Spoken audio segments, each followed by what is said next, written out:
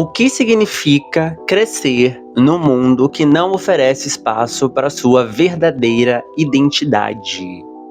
Pois é, gente, em Proclamem as Montanhas, do James Baldwin, a gente vai ser conduzido ao Harlem dos anos de 1930 para explorar essas questões.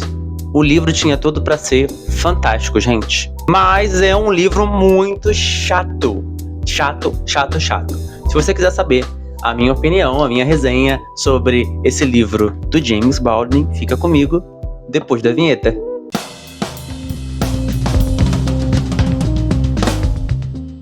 Oi, seja bem-vindo a mais um Dogmentário. E hoje eu vou fazer a resenha desse livraço do James Baldwin. Pois é, gente.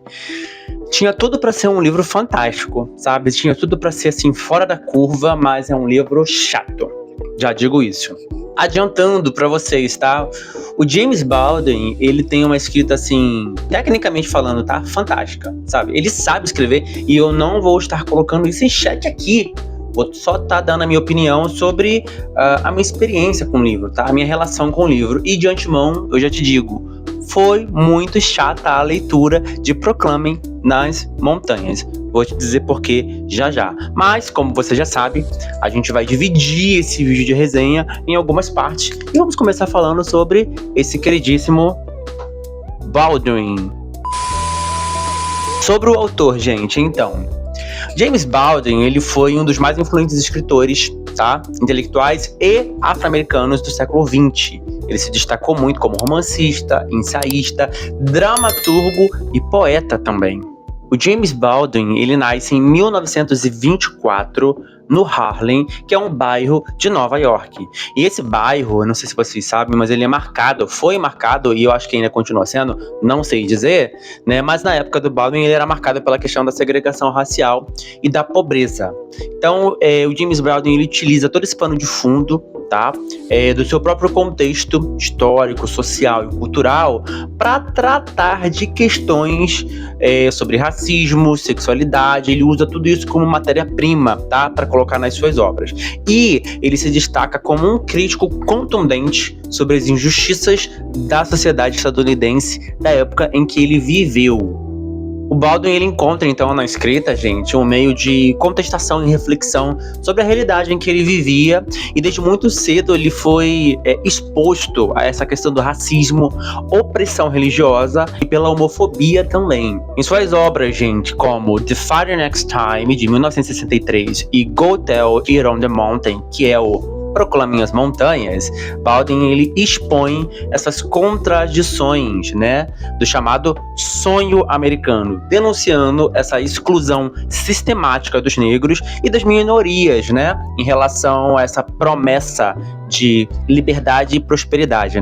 E vale dizer também, gente, que as obras do James Baldwin, ela não só antecipa discussões como interseccionalidade, mas também influencia uma geração de escritores e pensadores ao redor do mundo. No Brasil, a sua presença acadêmica ela é ainda um pouco fraquinha, incipiente, tá, gente? Mas os seus textos continuam sendo relevantes, principalmente para os debates sobre as questões étnico-raciais, os debates raciais, né? E também sobre a comunidade LGBTQIA+.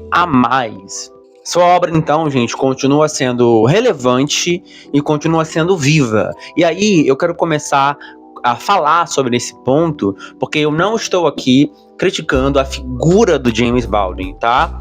Eu estou simplesmente falando a experiência que eu tive enquanto leitor com essa obra dele, o Proclamem nas Montanhas, tá ok? Antes que surja alguém falando, o Guilherme tá falando sobre o James Baldwin, etc, e tipo assim, né, nossa, ele não tá atento às questões do racismo, né, ele tá passando pano, vista grossa, né, não, nada disso, tá, gente? Eu só não gostei da história, a forma como o James Baldwin aborda, né, todas as questões que ele coloca no livro foram muito chatas. E aí, contextualizando o livro então, gente, Bom, publicado originalmente em 1953, Proclame as Montanhas é um romance de estreia do James Baldwin, ou seja, gente, é o primeiro livro que ele escreve e já mostra toda a sua competência narrativa, toda a sua técnica, toda a sua destreza com as palavras. O livro, em termos de narrativa, ele é muito bem equilibrado, tá? Ele não é um livro bagunçado, muito pelo contrário, ele é um livro assim extremamente simples de se entender, mas extremamente profundo, tá? Com as questões que ele traz. Mas isso não apaga o fato de que a forma como James Baldwin aborda essas questões, a forma como ele traz essas questões, deixa a leitura muito cansativa pro leitor. E eu não tô falando isso, gente, da boca pra fora. Eu participo do clube, né, da TAG Experiências Literárias. A gente recebe todo mês um livro e essa foi a leitura do mês de janeiro. E no clube da TAG, inúmeros comentários sobre esse livro, assim, foram acho que centenas de comentários, foram mais de 400 avaliações, né, de leitores. E assim, majoritariamente falando, gente, as pessoas encontraram dificuldade para terminarem de ler essa obra. Algumas pessoas nem terminaram de ler a obra, de tão enfadonha, de tão cansados, de tão chato que eles acharam a leitura. Então, só para dizer, né, sobre essa contextualização, a narrativa do Proclame as Montanhas, ela reflete elementos autobiográficos. Então, James Baldwin ele vem misturar algumas memórias da sua infância com elementos da ficção, e ela vai se inspirar na juventude do autor no Harlem. O livro também vai oferecer uma visão íntima, tanto interna quanto externa, sobre as lutas que os afro-americanos em uma sociedade como os Estados Unidos, em 1930, passaram, principalmente quando tinham que lidar com as questões de racismo e opressão religiosa. A gente vai falar sobre a trama em si, tá, gente? A história, que é o meu problema, tá? A trama central, ela gira em torno de um personagem chamado John Grimes. Ele é um adolescente de 14 anos e ele vive sob a rígida autoridade do seu padrasto, Gabriel, que é um pastor pentecostal no Harlem. Enquanto a comunidade espera que o John siga os passos religiosos do Gabriel, que é o seu padrasto, ele enfrenta conflitos internos relacionados à sua fé, à sua identidade racial e à sua sexualidade que está aflorando, que está emergindo. O romance se desenrola, então, ao longo de um único dia. Isso é uma coisa curiosa. O livro todo, ele se passa em um único dia, intercalando flashbacks que revelam as histórias dos outros membros da família do John, tá? E aí a gente vai, então, entender um pouquinho mais sobre as histórias dessas personagens e dos traumas, né, que elas carregam. Nesse sentido, o livro se divide em 3 partes. A primeira parte é um panorama geral, apresentando a família dele e uma problemática específica que acontece logo no início do livro. A segunda parte do livro, ela é dividida em 3 capítulos. Um para cada personagem específico que eu vou falar depois. E a última parte é, de novo, esse panorama geral, finalizando, né, todos os acontecimentos daquele dia, né, em que o livro narra a história dessa família. Então a gente chega no momento que eu queria, que a gente vai falar sobre os personagens, gente. Basicamente, a gente tem aqui 4 personagens principais, tá? O John Grimes, que é o protagonista, ele centraliza a história começa por ele e finaliza com ele. Ele é um personagem muito cativante, tá? É bom falar isso, e você com certeza vai se afeiçoar a narrativa, a história do John. Temos o Gabriel Grimes. Gabriel Grimes, gente, ele é o padrasto do John. E ele é um pastor autoritário, com passado complexo, que influencia toda a sua rigidez religiosa. Uma terceira personagem principal é Elizabeth Grimes, que é a mãe do John, que carrega as suas próprias dores e esperanças, buscando o equilíbrio entre o amor pelo filho e a submissão quase que cega pelo marido. E aí temos a Florence, que é a irmã do Gabriel, é a tia, né, do John emprestada, né? E a Florence, ela tem uma perspectiva muito crítica à hipocrisia religiosa e as dinâmicas familiares da sua própria família ali, né? O Gabriel, o passado deles, né? E o atual arranjo familiar deles ali, né? Com 4 filhos, enfim, né? E aí, gente, vamos lá, tá? Sobre o John Grimes, o que eu não gostei na narrativa aqui do Proclame nas Montanhas? Ele começa contando a história do John, James Baldwin. Ele começa apresentando a história pra gente através da perspectiva do John, e a gente vai se familiarizando, a gente vai comprando a narrativa do John, e aí ele para na narrativa do John e pula pra segunda parte do livro. E aí essa segunda parte do livro tem 3 capítulos, e cada capítulo vai ser um pro Gabriel, que é o pastor pentecostal, que é o pai. O outro vai ser para Elizabeth, e o outro vai ser para Florence, que é a irmã do Gabriel. Olha, eu vou te falar, a primeira parte começa com a Florence, se bem não me engano, depois passa pro Gabriel e depois vai para Elizabeth, nessa ordem. O primeiro capítulo da segunda parte, que é o capítulo da Florence, é muito bacana. Ela é uma mulher empoderada, muito crítica, tá, à questão do autoritarismo do irmão. Ela conhece o irmão, que é o Gabriel, né? Obviamente cresceram juntos na infância. A gente vai acompanhando as memórias, então, né, da Florence e todo esse rancor que ela nutre, tá? Pela vida hipócrita que o irmão leva. Já te digo isso. E é muito bom acompanhar a história dela. É fantástica a narrativa. Só que a gente chega... Só que é muito rápida. E aí a gente chega ao capítulo do Gabriel. Gente, é o maior capítulo de todo o livro. E é, assim, muito chato. Muito chato. Eu pensei várias vezes em abandonar a leitura desse livro, porque eu não conseguia sair do capítulo do Gabriel. Guilherme, por quê? Gente, a gente vai acompanhar a história do Gabriel. Ele é um pastor pentecostal. É óbvio, né? A gente vai acompanhar toda a hipocrisia, né? Toda a trajetória dele até ele se tornar pastor. Todas as coisas erradas que ele fez, né? Contrastando, obviamente, né? Com a vida atual que ele leva. Só que o James Baldwin, ele pesa muito no simbolismo bíblico. E só para dar um exemplo a vocês, né? O que é essa mão pesada do James Baldwin no simbolismo bíblico? Ele leva 6 páginas do capítulo do Gabriel descrevendo um sermão. É o sermão. Ele nem escreve o sermão, na verdade é o sermão. Então você passa 6 páginas do capítulo lendo o sermão do Gabriel. E aí, esse simbolismo bíblico que está presente em todo o livro vai tornando o livro cansativo. A leitura ela fica muito emperrada. A gente é apresentado a essa narrativa logo no início do livro, então a gente percebe, poxa, tem um simbolismo bíblico bem pesado, bem forte, expressões, termos bíblicos, comparações, né, com personagens da Bíblia, legal, mas a gente está sendo apresentado a personagens bacanas, o John, e aí depois a Florence, só que aí quando chega no capítulo do Gabriel, que é o maior do livro, gente, é um terror. É isso. É muito enfadonho. É muito chato. É um porre acompanhar esse personagem. Principalmente pelo peso que o James Baldwin traz a essa questão do simbolismo bíblico. É muito chato. É muito chato. A impressão que eu tive, comentando lá no clube de literatura, no clube de leitura da TAG, foi que eu tava abrindo sabe aqueles jornais da Igreja Universal? Eu não sei se vocês, mas eu recebia esses jornais aos domingos, né? Quando os crentes passavam entregando na rua, né?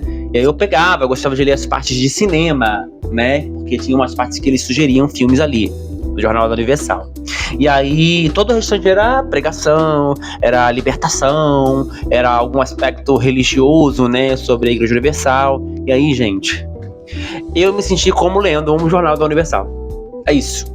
E aí, só para não dizer que eu tô aqui criticando, né, de forma muito veemente, de forma muito pesada, né, esse romance, eu cresci num lar evangélico, tá? Minha infância toda. Eu li essa história e é óbvio, né, em muitos momentos eu identifiquei similaridades com a minha própria infância, tá? Eu cresci num lar evangélico. Tá, eu frequentei a igreja evangélica há 15 anos da minha vida, e desses 15 anos, 8 anos aproximadamente, metade, né, desses anos, eu dediquei à obra missionária. Eu viajei por vários estados, sabe? Pela igreja, fazendo trabalho missionário em várias comunidades. Então eu sei muito bem sobre esse peso que né, que o personagem enfrenta, tendo que lidar com essas questões, não só da fé, né, da sua própria religiosidade, como também da sua sexualidade, né, e de todas as questões que isso acarreta, que isso traz, quando você é cristão, quando você é evangélico, tá dentro da igreja, e a gente se defronta com esse ambiente autoritário, né? Então, para contextualizar vocês, e vocês não acharem que eu tô fazendo uma crítica aqui, crítica pela crítica, tá? E aí, gente, é um saco acompanhar o Gabriel. Eu pensei várias vezes em desistir da leitura no capítulo dele, mas sobrevivi. Passei do capítulo dele. E aí, a gente vai pro capítulo da Elizabeth, que é a mãe do John e a esposa do Gabriel. E é um capítulo muito triste. A gente continua tendo né, esses encontros, né, com o simbolismo bíblico em toda a narrativa, em todo o texto, o que é muito chato, mas se torna um pouquinho mais leve, porque a gente está acompanhando a história da Elizabeth, que é muito interessante e muito triste, por sinal. Ela tinha uma vida antes de encontrar o Gabriel, e a gente conhece, então, o pai do John, né? Quem é o pai do John? Porque o John, ele é enteado do Gabriel, né? E aí é muito interessante, tá? Esse aspecto do livro, mas passa rápido também comparado ao capítulo do Gabriel, é muito rápido. E aí a gente vai para a última parte do livro, enfim, que é um panorama geral de novo. E a gente volta para todos aqueles personagens em um dia. Gente, esse livro ele é contado em um dia. Guilherme, como assim um dia? É um dia de culto. A gente acompanha a ida deles até uma vigília de madrugada, à noite, e a história se passa da noite à madrugada até ao alvorecer, né? E, gente, a última parte do livro é decepcionante. Já adianto pra vocês, tá? Sabe, os pontos altos são os pontos quando a Florence, que é a mais disruptiva, que é a irmã do Gabriel da história, confronta ele, tá? Em várias questões hipócritas que ele carrega ainda. E só isso, ponto, tá? O autor, o James Baldwin, apresenta uma situação pra gente logo no primeiro capítulo, logo na primeira parte do livro, sobre o John, que é relacionado à sexualidade dele, e um personagem específico da igreja, que a gente acha que vai se desenrolar ao longo do livro, né? E a gente vai acompanhar toda a problemática que isso acarreta, e não. O autor não desenvolve isso. E chega na última parte do livro, ele simplesmente finaliza com um final, assim, decepcionante. Ponto. Decepcionante. Eu achei que a história ia para um lado e ela foi para outro, completamente diferente. Sobre o estilo do livro agora, gente, olha, como eu já falei, né, ele escreve com muita riqueza. O Baldwin, ele tem uma técnica muito boa, ele narra muito bem as histórias, ele esmiuça, né, e caracteriza muito bem as suas personagens, mas ele peca nesse livro especificamente com o excesso de simbolismos bíblicos. E a introspecção psicológica, ela tá muito presente em todo o livro. E aí, isso é uma parte ruim no que tange ao seguinte: o livro, como eu já falei, ele é separado em 3 partes. A única parte do livro que a gente tem 3 capítulos para cada um dos personagens, né? O Gabriel, a Elizabeth e a Florence, é na parte 2. Mas a parte 1 e a parte 3, né, do livro, elas não têm pausa, elas não têm respiro na leitura. Então ele começa a escrever e não tem uma pausa de capítulo, sabe? Não tem uma quebra, né? Um respiro para você. Então você vai acompanhando a leitura corrida, parágrafo atrás de parágrafo, parágrafo atrás de parágrafo, parágrafo atrás de parágrafo. E eu tenho muita dificuldade, particularmente, eu tenho muita dificuldade com livros que não tem essa quebra, esse respiro, essa pausa, que não é dividido em capítulos, se não em capítulos, pelo menos em partes, pra gente conseguir dá uma pausa na história. O livro não é assim. A parte 1, você começa a parte 1, ela começa na primeira página do livro, ela vai até o final da parte 1, não tem pausa o livro. Parte 2, ela tem a quebra em capítulos, mas até mesmo nos capítulos, né, as coisas vão acontecendo uma atrás da outra e você não tem respiro, você não tem pausa. Ficava até difícil de eu parar numa parte específica, porque eu parava na metade da história das personagens. Eu tinha que colocar um marcador e falar assim, tá, vou parar aqui agora, grava bem essa parte pra depois eu voltar. Então eu tive muita dificuldade com essa divisão, essa não divisão de capítulos, né? Que o livro não traz, tá? A narrativa, ela flui entre presente e passado, isso eu já comentei, né? Essa troca, né, entre passado e presente, ela vai construindo camadas de significado para cada personagem, tá? Então a gente obviamente vai se aprofundando na vida de cada personagem, só que, volto a dizer, tá? O simbolismo bíblico é muito pesado nessa narrativa. Então, em muitos momentos, você vai ter muitas expressões, muitos jargões, gente, muitos jargões bíblicos, muitas expressões bíblicas, muitas pausas para personagens bíblicos, e aí você fica assim, tá, e aí, quando é que a história vai andar? Sabe? Quando é que a Elizabeth vai se livrar do Gabriel? Quando é que o John vai sabe, fazer X coisa ou Y coisa?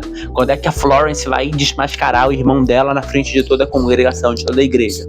Não acontece nada disso e a história é super interrompida por esses momentos que são muito chatos, sabe, gente? Pra finalizar, então, gente, Proclame as Montanhas, ela é uma obra, tecnicamente falando, tá? Narrativamente falando, realmente bem construída, poderosa. As temáticas que a obra aborda sobre racismo estão presentes aqui, tá? Sobre segregação racial, sobre opressão religiosa, tá? Essas questões, elas estão presentes aqui, tá? O Baldwin, ele retrata muito bem essa década, né, de 1930 no Harlem.